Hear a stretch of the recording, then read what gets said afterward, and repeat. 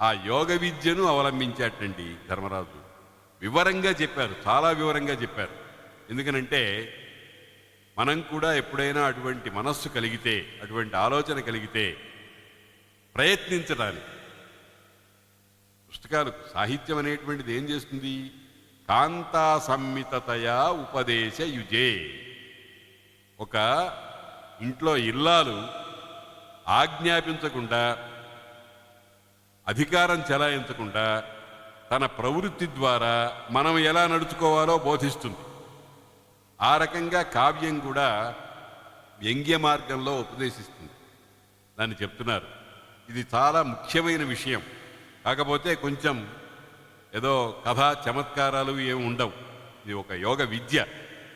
ఆ యోగ విద్య కనుక దాన్ని మనం తెలుసుకోవాలి.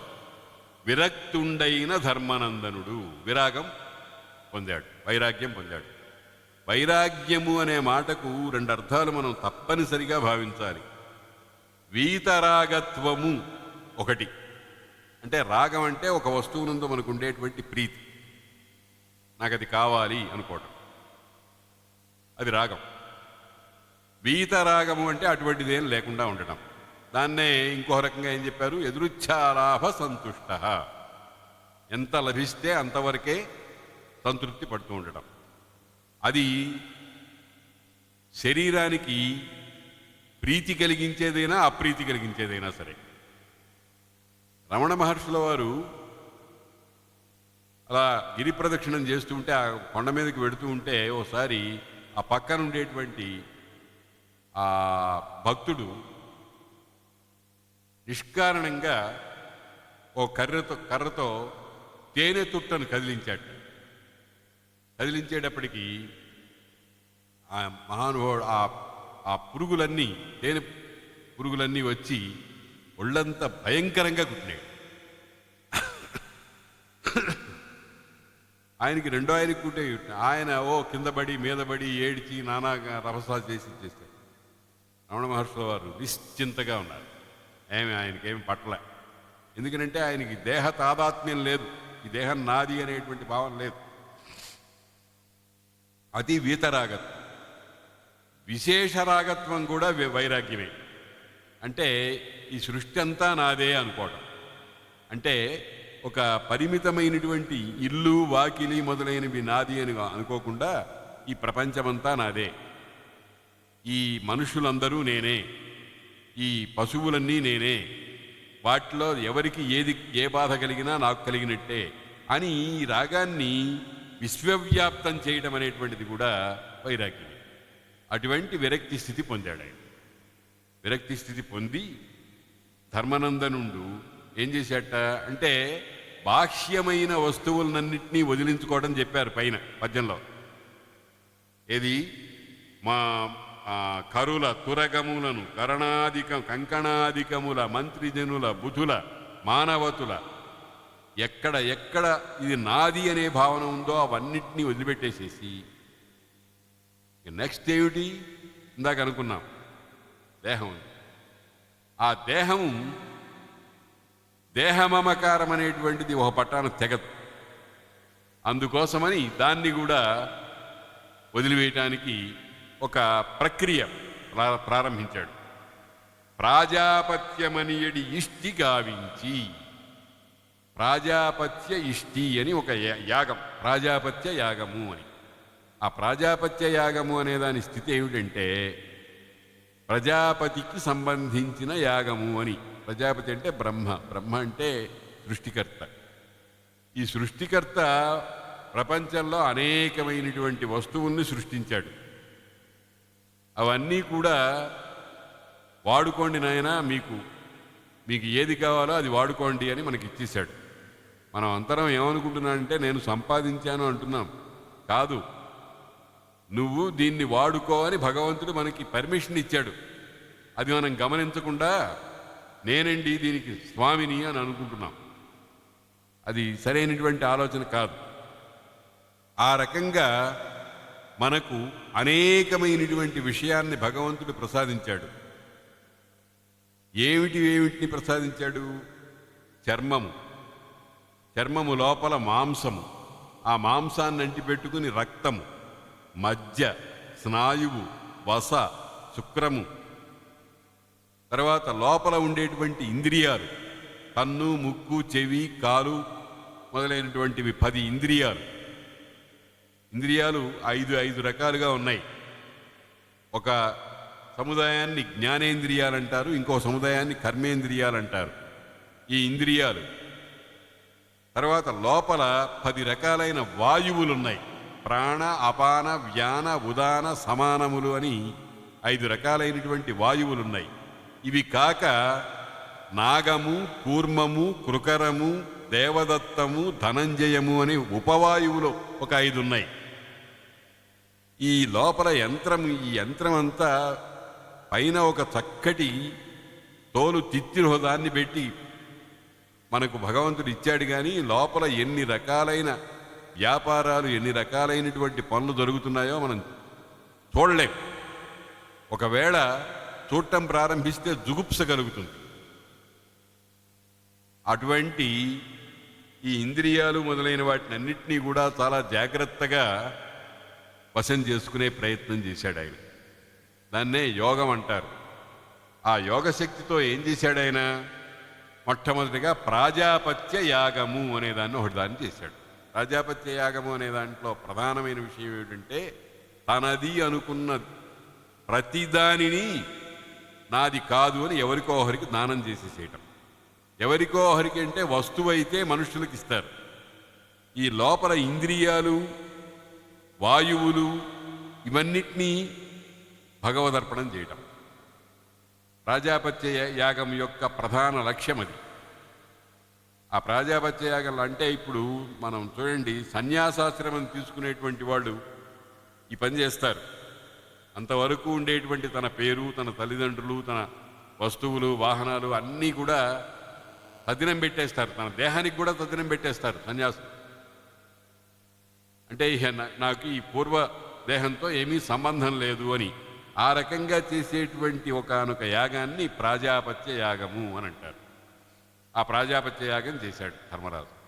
అంటే ఏమిటనమాట, బహిర్భూతంగా ఉండేటువంటి వస్తువులు, ధనములు, ధాన్యములు, గోవులు మొదలైనవన్నీ కూడా చేసిన తర్వాత తన లోపల ఉండేటువంటి సర్వ వస్తు సముదాయములను కూడా నాది కాదు అనుకునేటువంటి విధంగా దానికి శాస్త్రం చెప్పినటువంటి ఒక పద్ధతి ప్రకారంగా ప్రాజాపత్య యాగం చేశాడు. ఇవన్నీ చాలా గొప్ప విషయాలు. ఇప్పుడు ధర్మరాజు మనకు ఆదర్శప్రాయుడు. అంటే ఆయన్ని చూసి మనం నేర్చుకోవాలి జీవితం అనేది ఎట్లా ఉండాలి అనేటువంటి. రాముడు అంతే. వాళ్ళు ఏమంటారంటే శాస్త్రకారులు, రామాదివత్ ఆచరితవ్యం నతు రావణాదివత్. రాముడు మొదలైన వాళ్ళలాగా ప్రవర్తించండి అయ్యా, రావణాసురుడు మొదలైన వాళ్ళలాగా ప్రవర్తించద్దు. రాముడిలాగా ప్రవర్తిస్తే సర్వపూజ్యుడవుతావు, రావణుడిలాగా ప్రవర్తిస్తే సర్వహేయుడవుతావు. కాబట్టి ఈ రామాధిపత ఆచరితవ్యం అనే దానికి ఉదాహరణగా ధర్మరాజు చెప్పారు, ధర్మరాజు ప్రవృత్తి చెప్పారు. ప్రాజాపత్య మనేడి ఇష్టి గావించి అగ్నులను ఆత్మారోపణంబు చేసి, ఇదొకటి. మామూలుగా గృహస్థుడు 3 అగ్నులను అర్చించాలి. త్రేతాగ్నులు అంటారు. గార్హపత్యాగ్ని, ఆహవనీయాగ్ని, దక్షిణాగ్ని అని 3 రకాలైనటువంటి అగ్నులను ద్విజుడు అంటే ఉపనయన సంస్కారం ఉన్న ప్రతి వ్యక్తి కూడా చేయాలి. అగ్నిహోత్రార్చన వదిలిపెట్టకూడదు. అగ్నిహోత్రార్చన వదిలిపెడితే అది చాలా ప్రమాదకరమైనటువంటి పరిస్థితి అని. అగ్నిహోత్రార్చనలో చాలా గొప్ప సైన్స్ ఉంది. మనం ఇదంతా కూడా మూఢనమ్మకాలు అనే పేరుతో తొలగించి వేశాం. కానీ ఇప్పటికీ కూడా కొన్ని కుటుంబాల్లో అగ్నికార్యం చేస్తూ ఉంటారు. ఆ అగ్నికార్యం చేసినందువల్ల కలిగే ప్రయోజనాలు చాలా ఉంటాయి.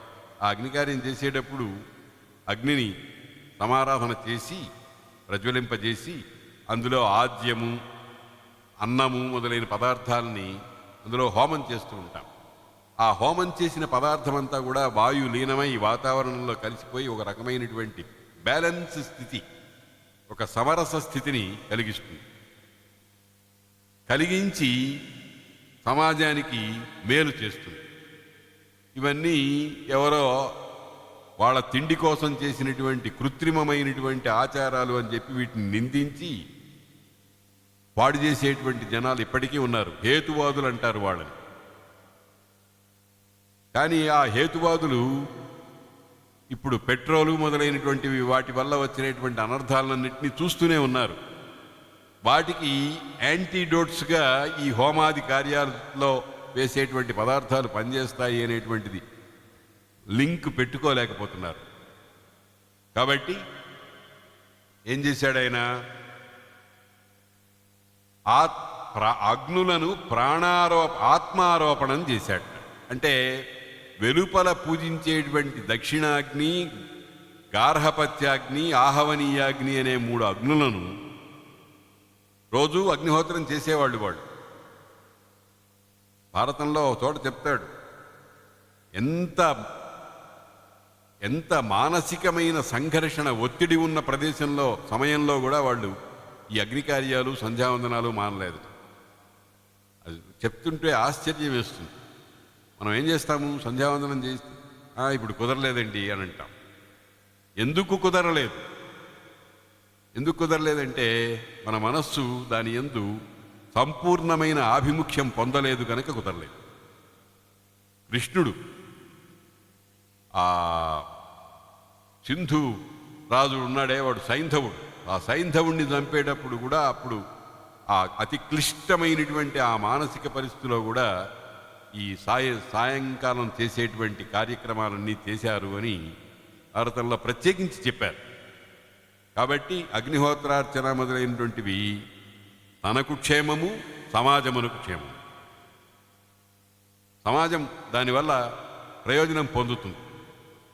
ప్రతి ఇంట్లోనూ ఈ అగ్నికార్యం చేస్తే దాని నుండి వచ్చినటువంటి ఆ ధూమము ఆ పరిసరాల్లో ఉండేటువంటి వాయువునంతటినీ కూడా కస్మెల స్థితి నుంచి, పొల్యూషన్ అంటామే, దాని నుంచి రక్షిస్తుంది.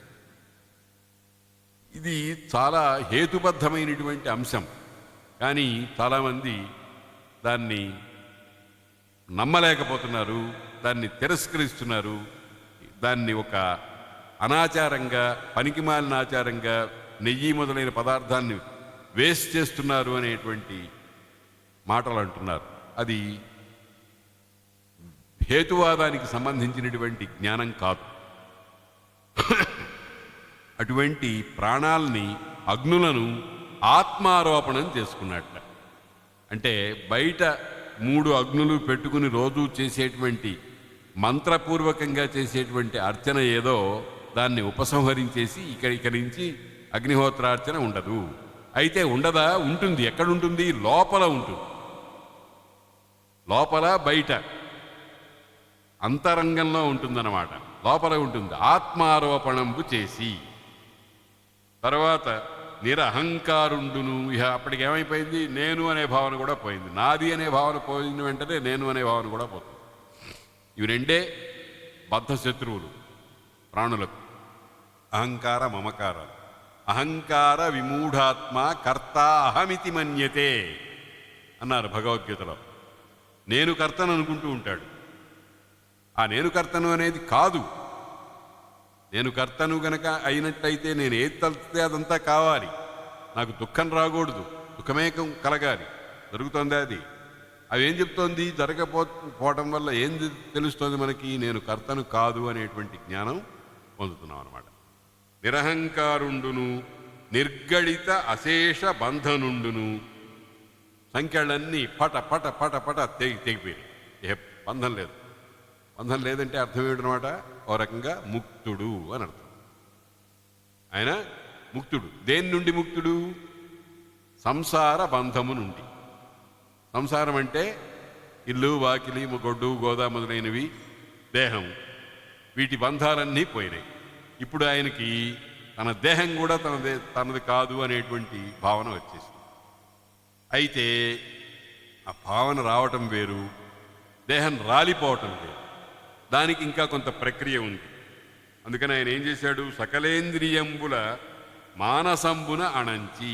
ఇంద్రియాలు కన్ను, ముక్కు, చెవి, చర్మము, నాలుక, ఈ 5 ప్రవృత్తులన్నింటినీ కూడా మనస్సులో తొక్కిపారేశాడు. కూర్మోంగానీవ సర్వశః అనే మాట ఉంది.